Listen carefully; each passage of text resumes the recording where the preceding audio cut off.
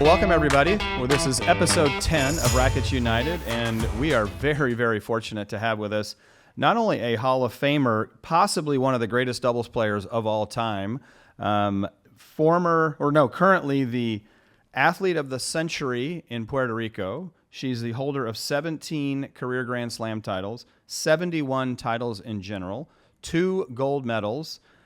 She not only then she went off the court and got scholastically educated at a very high level from both with her MBA from Rollins College, if I'm not mistaken, and she's also started a charity called Tennis for Hope, which she's going to talk about. Ladies and gentlemen, for all those listening, this is Gigi Fernandez. Gigi, welcome to the podcast.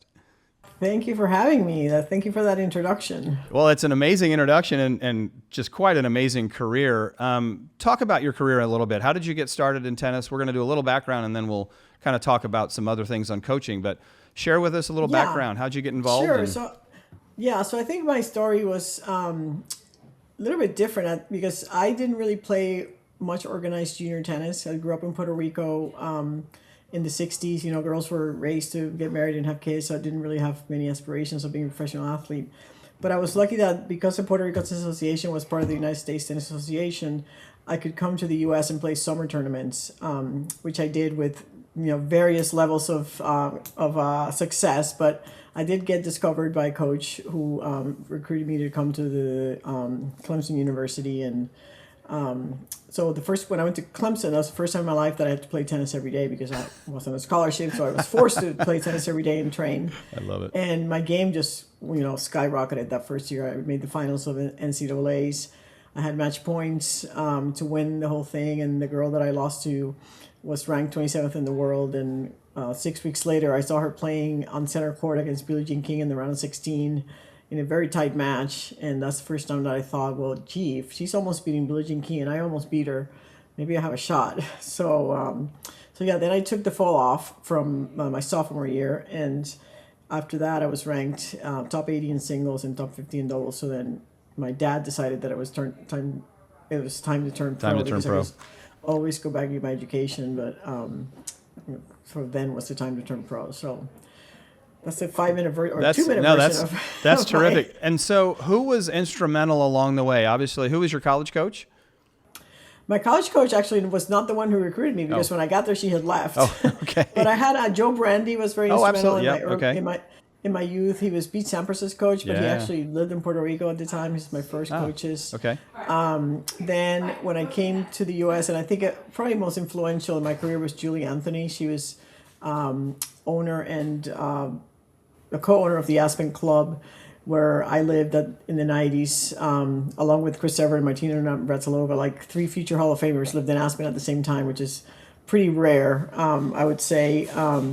But she changed my life. She had a clinical psychology background and was a former player herself. And she turned somebody with a lot of passion, a lot of talent, and not a lot of discipline, and not a lot of clue how to be a professional athlete, and turned me into what I became. I credit her with a lot of my success. That's really incredible. And in our world, coaches have such an impact on what we do, and you then have gone on to become a coach. But you talk just a little bit about your career. I mean, these are world-class numbers, and you can put them up against any athlete out there. What do you think were some of the keys to your success on the court and over a really sustainable career period? I think, you can talk about the talent, right? I was very gifted. Hand-eye coordination was exceptional. I would say that's probably what stood out from my game the most. But, there's a lot of people who are talented. So I don't know. I think it's, I hated to lose. I hated to lose more than I like to win. So I had this sort of, I'll do anything to win mentality, which, as I was going through the ranks, I learned really early the value of losing. Actually, I shouldn't say I learned it early. Later in my life, I realized how important it was to lose because every time I lost, even though I was mad as could be and really hated myself for a couple of days, I would always spend a lot of time evaluating why I lost. Like, there's always a reason you lose to the next person. Like, okay, they're better than you, but what are they better at? Are they fitter? Have their forehand better? Did your backhand break down? Did you not have the right strategy? Did your mental game break down? and then slowly you try to make that better. So I spent the next couple of weeks improving what I thought it was the reason that I lost that last match, and then over a career, then you start eliminating all the reasons why you lost, and then you start winning a lot, right? So for some people they start winning right away, and they're great in juniors and great when they turn pro, but for most people it's not that rapid. You have to kind of go through the punches and analyze as you go, and that was definitely my case. And how did you get into that analytical period? Was that through coaches you had? Was that just your own? That's how your brain works anyway. You're very analytical. Yeah. Or was that through? So I had two coaches. I had one coach who was super analytical. His name was Don Usher, and he was the coach of the Harvard women's tennis team. So my agent was from Boston, so I would train with him, and he taught me that sort of like really science of tennis. How you hit a shot and all the angles and all the whatever. He was kind of talking way over my head half the time, but it was interesting. And then the other one was Julie. Julie was really psychological about it, and really helping me to understand the psychology of tennis, and also the analytical part of, okay, your forehand broke down. Why? Let's put it on video. Let's see what's happening. You weren't fit enough. You got tired. You got to get fitter. Whatever it might be, and like Rafa always says this, and I so agree with him. There's a solution for every problem on the tennis court. You just have to find it, right? Very true, right? Sometimes you can't find it at that match, but there is a solution to every opponent. Well, and I think that's interesting because you talk about, you're right, talent is not, there's lots of talent everywhere, but it's how do you handle the mental part, and how do you make corrections, and how do you adjust? And I mean, that's one of the greatest things about our sport is that ability. You then did it with multiple partners along the way too. On the doubles side, I mean, you obviously had a great singles career, but 17 majors in doubles. How did you adjust with each partner as you entered in those relationships and then or made changes along the way? How did that work? Because again, you had success, or maybe they were looking for you because you were the one successful. So my first Grand Slam was probably an anomaly. Like I was not expecting that to happen, and it were Robin White and myself were raw talents. You were young. We're probably 3 years into the tour, and we beat Martina and Pam in the semifinals of the U.S. Open, best team in the history of tennis, and ended up winning that. So that was completely unexpected. And then the others, then you start going through the ranks and you start to get better partners, and and the partnership with Natasha was really special. Natasha and I was special in a lot of different ways, but I think one of the people don't think about geopolitically, like a Russian and an American playing each other in 1991, we started playing. Right. If that partnership couldn't have happened 3 years earlier because the wall hadn't come down. And before the wall came down, Russians were only allowed to play with Russians. So, wall comes down 89. Still from 90 and 91, the KGB would travel with the Russians, and they were only allowed to play with the Russians. So we were the first American-Russian partnership to happen. And, we won the first 6 Grand Slams that we played. So, I mean, we obviously knew that we were a good team right away, and we ended up winning 14 Grand Slams in 5 years. So it was pretty unique. I think it's still a record to this day. That's very incredible. So then you had a great career on the tour, and then you went back to school. I did. You got your undergrad, finished your undergrad, got your grad degree from Rollins. And then what did you do from there? Because then you did some coaching, you've started some other initiatives. Talk to us about your post-career. Yeah, so first of all, the reason I got my degree is so my family could stop bugging me that I was just another college dropout.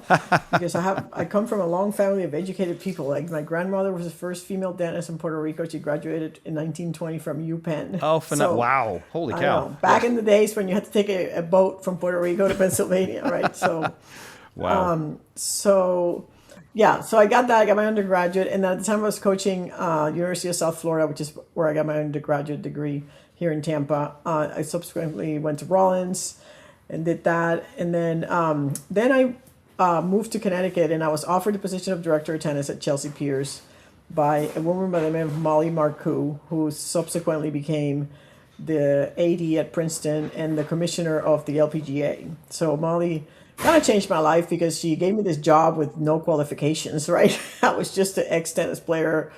It was obviously smart because I had gotten my MBA, but she gave me the position, and so then I started learning about managing a tennis facility and really managing the pros, and the birth of the Gigi Method was at Chelsea Piers. The Gigi Method is my doubles instructional program that I've been teaching for the last 12, 15 years. That's been really successful. And how that came about was, I was, as the director, I should have final say on things, right? And I would have members come to me and say, hey, Peter said that when I lobbed, I should switch and stay. And Johnny said when I get lobbed, I should switch and stay back. Well, which one is it? And I'd be like, okay, well, I have my opinion. But so then what we started doing is having these coaches meetings, and we kind of systemized everything and all decided, agree on what we're going to teach. So when you went to Chelsea Piers, it didn't matter what court you were on, everybody was teaching the same thing. And that now happens more, but at that time it didn't happen a lot. It was like you have these rogue pros. I call them rogue pros. That's right. Yeah. This one's teaching that. This one's teaching that. That one, and they all think they know better. Like all the pros think they know the right way to teach. Well, and they could, but when you're arguing with a 17-time Grand Slam doubles champion about doubles, you're probably we have a little more credibility on your argument. side here, right? You're probably going to lose the argument. So so that's how the Gigi Method came about, and then and it was. We had such different opinions. I was like, how can not everybody know how to play doubles? Like, to me, it's so obvious how you cover the court. And because I was born with this gift, that's another gift. I was born with the gift of understanding doubles. When I was 12, I was Puerto Rico national champion in the adult division. And I always understood the geometry of the court and could anticipate and knew where to stand and knew how to find the openings. So I just assumed everybody knew that too. But so... Not so. Then I started traveling. I think, okay, well, maybe it's because I'm in Connecticut. And Connecticut is not like your hotbed of tennis. So let me go to Florida or Texas. And I started going to conventions. And then I would, I remember presenting at the USPTA convention back in New Orleans in 2015, I want to say. And I presented this, what I call the stagger formation, and I told players that they shouldn't move side to side of the net, that they should move, in a stagger formation. And I had pros come to me after, and they would say, you mean to tell me that if the person standing in front of me, I don't cover my alley? I'm like, that's exactly what I'm telling you. And they debate me, and I'm like, if you debate me till you're blue in the face, you're going to lose the argument. It's the lowest percentage shot in tennis. So, but anyway, so slowly but surely, the Gigi Method has become really a great product that people love, and started doing, I don't do as many anymore. Now I'm strictly teaching at the Indian Wells tournament. I have 4 camps there, and that's the only thing I do. Which are sold out, by the way. So I mean, they sold out. I mean, I have 25 your people relevance, on the wait list already for 27. But your relevance in the sport still is at a super high level because of this method. I mean, you've established kind of a post-career excellence, and I think it's a fabulous way to take what you learned on the court and turn it into a business. Right, and share it with others, because I just felt like it was a shame that I had all this knowledge and it was going to stay in there. So the first thing I did when I started these thoughts was I just wrote it all down, and I was writing for 9 months, everything I knew about doubles. And then I had Joel Drucker actually help me organize it. And then I debated a book, but then when you read about doubles, you can't put that in a book. You can't say, when the opponent on the do side is sitting a forehand cross court, the left side, it's like, okay, it's like reading chess, right? So right. Yeah, exactly. So then we recorded it, put it on video with Will Hamilton from Fuzzy Yellow Balls approached me about doing a video series, which we did, and that was successful. So I've been doing that. And then the other thing that's kind of cool that I'm someday going to finish, but I made it a goal to teach the Gigi Method at all 50 states. Oh, wow. And okay. I only have 12 to go. Okay, so, there you go. I think maybe in 4 or 5 years I'll be done. But I try to check off, 2 or 3 Well, we'll pull out a call to all the RSPA members on the states that you haven't been to reach out. Because I think that would be very exciting as well. It's pretty much the whole middle of the country's not checked. Not checked. Okay. We'll get to it.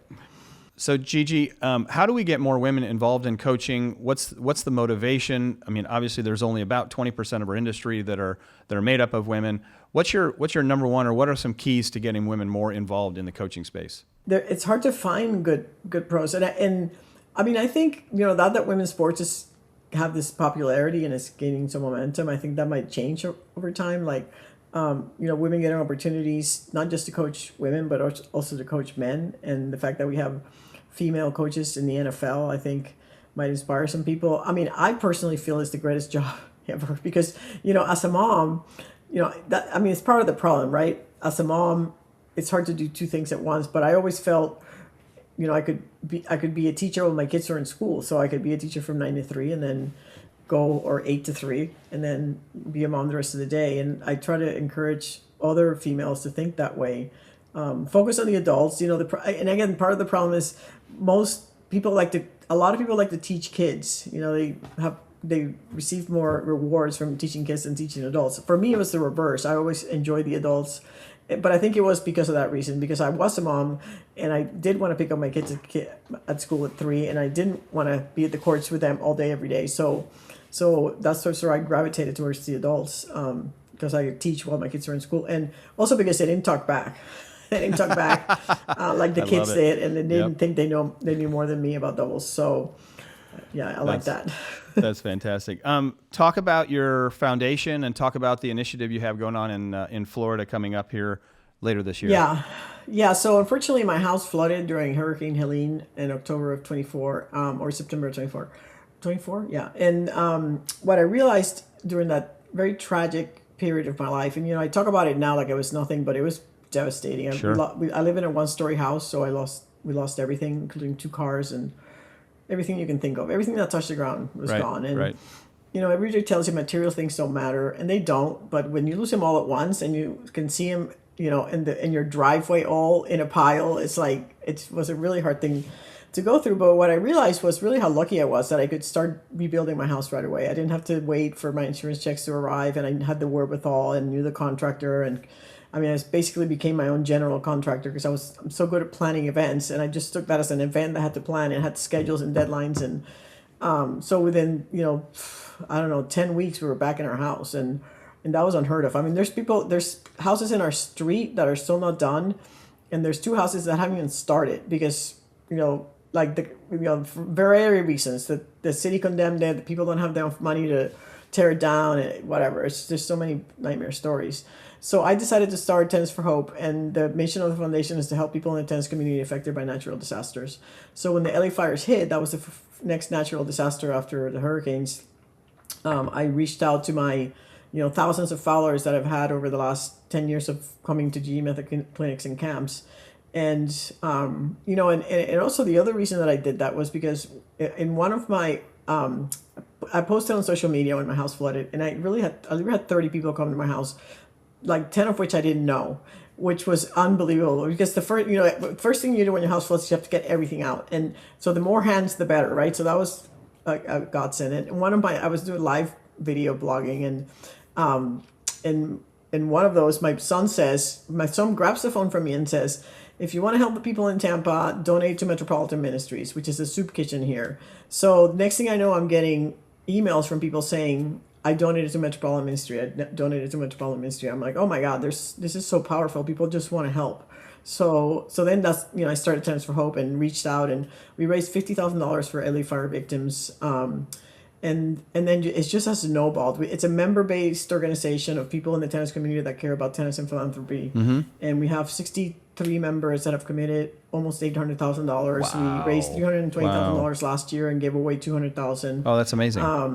I know. So we've helped not only LA fires, but Central Texas river floods, and we helped in Asheville. Oh, fantastic. So, wow. Okay. Yeah. And so now what we're doing now, because there's still need in Florida, there's two facilities in Florida that have not recovered. So we're doing a thing called Rally for Florida. It's a statewide fundraiser in partnership with Racquet War and the USDA Florida Foundation, and we're putting on these events at various facilities, and they're 100% fundraisers for Tennis for Hope and USDA Florida Foundation to try to help rebuild these 2 facilities that are still not finished, or for the next hurricane, because there's going to be another one. There will be for sure. Well, we'll put a link to this when we release this episode. If people want to donate, I think that's a phenomenal cause. Yeah, so we have events. They're 2-day events, and we have one at Ormond Beach, Naples, Tampa, Vero Beach are confirmed, and Orlando's we're waiting for a date. So we have other ones going up. Well, let us know when we're in Orlando. We'd love to be there and love to help out. Great, thank you. Appreciate it. So in the last couple of minutes, I want to dig one more level into. So here you were successful on court, you're successful in business, you've created this method, you've gone out and done some very entrepreneurial things. A couple key secrets to that success, and what are some takeaways from people who listen to this? How to be successful after a career, or even in changing careers, because you've gone from a player now to a coach, now to a business owner and an entrepreneur and a philanthropist. So talk about what are some of those key success points that really made a difference for you. Yeah, I spoke a little bit earlier about learning from your mistakes and figuring out what you need to do and do those things so that you don't make the same mistakes again. And a lot of that is goal setting, right? So I was very strict about goal setting when I was playing. Like I had a goal to, I don't know, whatever, to say win a gold medal. So what did I need to do to win that gold medal? And of course you can't win the gold medal till the Olympics, but there's things you can be doing between now and then that will get you ready to win that.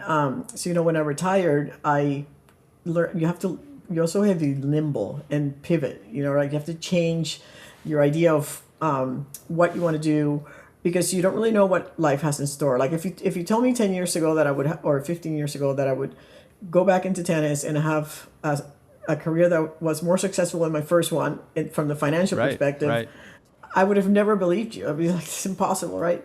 And I didn't know that what was going to come out of this idea that I was going to teach adults how to play doubles. I had no idea that it was going to give rise to this thing that is very popular, and no idea that my house was going to flood, that I was going to...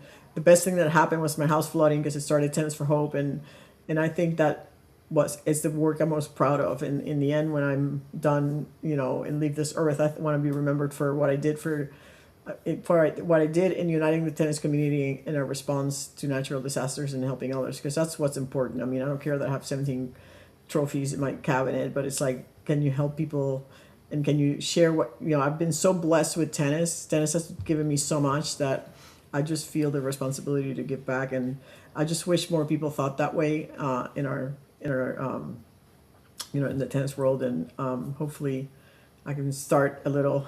I mean, a lot of people do. I shouldn't say it that way, but not everybody feels the responsibility that I feel for some reason, and that's just something innate that I've always had in me. Well, I think in our industry we all have this ethos of giving back because none of us could have gotten anywhere in the industry without other people's help, and I think you've taken that to another level by creating a foundation that is actually going out and helping people in our community, in the tennis community, when they have troubles, and so highly applaud that and appreciate that from your perspective, and anything we can do to help that as well, because we're all in the same community. And I think that's one of the greatest things. And, one of the ideas of the podcast is to really celebrate people in our industry, but also celebrate people that are doing great things and help lead them down a path. I think you're right. You have to be nimble. But my last question about goal setting is, were you detailed about how to get to the goal as well? So it wasn't just the Olympics, but I need to win this. I need to work on this. I need to do. I was very detailed. So I had short-term goals, mid-term goals, and long-term goals, and I had attainable goals, like things that I knew I could achieve. Like if I said to myself, okay, I'm going to work out 3 days a week. Right. That was 100% attainable. And then I had seemingly unattainable goals. I had all these goals that I thought there's just no chance. Like, when I put, win a Grand Slam, I was ranked, 50 in the world. And when you put this goal there, it's like, this is never going to happen, right? But it was long term, right? So it was I didn't have to do it this year or in 2 years. I could do it anytime before I died, right? And it's funny because I still have all these seemingly unattainable goals that I haven't achieved. And I was very ambitious. I had two goals, like own a private island and fly privately. Like those are two things that I have not achieved. Okay. But I have not given up hope. There you go. Yep. As we say, not dead yet, right? So not dead yet. So you definitely have to have seemingly unattainable goals, because if you make all your goals attainable, then you're not striving. That's right. enough. You're not pushing yourself. Like you got to push yourself, and it's okay. And it's okay to fail. It's okay to not reach all your attain your short-term goals, right? Because then they can become long-term goals, and you're constantly reviewing them, right? Like a goal that was midterm, like, I don't know, become top 10 in the world. That could take some years, right? Well, when 2 years later, when you're like 12 in the world, well, okay, now next year I want to be top 10 in the world, right? So constant analysis of goals and just sort of sitting down and talking and writing them down. They can't be in your head. You have to write them down, and you have to review them constantly. I love that. Gigi, I know time is tight for you, and I really appreciate your time here. We're going to help you spread the word about the rally for Florida as well as Tennis for Hope. Keep it up with the Gigi Method. Congratulations. And we didn't even get to talk about your travel and your tours and stuff like that, but I know that's also part of what you do. Go to my website, GigiFernandezTennis.com. There's a lot of information there you go. I bring people to Wimbledon and the Italian Open. Right. And we're going to the induction this year. So if you want to do tennis fun travel, come with me. But I think one of the greatest things that I'm hearing out of this is, yeah, you had one of the most successful tennis careers of any athlete that's ever done it, but yet looks like you almost have more enjoyment and fulfillment out of the second part of your career. So congratulations on that. Thank you. I appreciate it. I really appreciate it. Yeah, it's definitely a fun second career and very different than the first. The first was very selfish and self-centered and, all about the athlete. The second one's more about creating relationships and community and giving back. So that is phenomenal. Well, Gigi, that was amazing. Thank you very much for joining us today. And thanks for joining us on Racquets United. And we look forward to seeing you on the next episode.